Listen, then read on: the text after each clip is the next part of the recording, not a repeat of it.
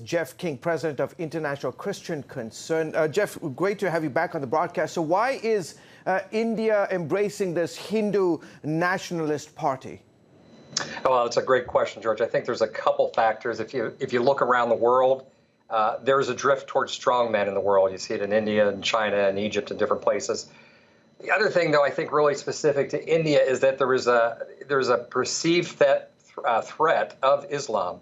And Pakistan, it looked like the election was going to be a little closer. There was a suicide bombing in Kashmir, but you can't even point to that. It's a much broader move. So there's the reaction to Islam, and it's a reaction to Christianity, too. You know, Christians are seen as the prime converters of Hindus. So it's very much a turn towards nationalism. Since the BJP came to power 5 years ago, Jeff, persecution, as you know, against Christians has increased. How bad has it been? It's bad. You know, we do our own internal surveys. We're monitoring the news and the attacks every day.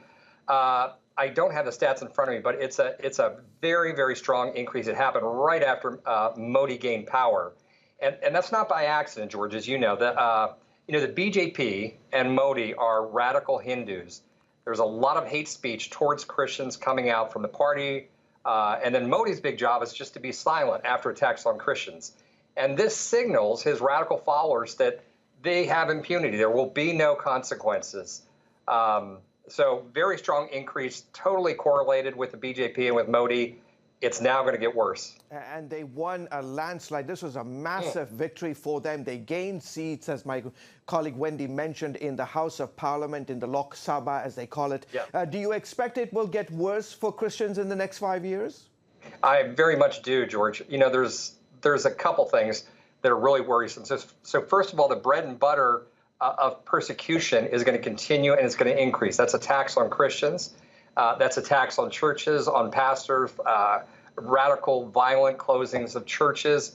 But here's something even more frightening, that, you know, the word on the street, and this isn't even the word on the street, some of it's coming from the BJP, is that they will say, hey, listen, we have a mandate, and they're going to use that to push the country to change the Constitution and move it away from secularism and make it Hindu, primarily Hindu. And that's going to be a disaster.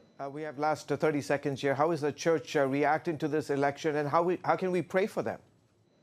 Well, we need to pray for our brothers and sisters. They are reacting with sadness. It's not absolute surprise.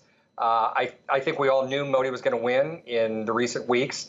I'm not sure how many people thought it was going to be this big of a landslide.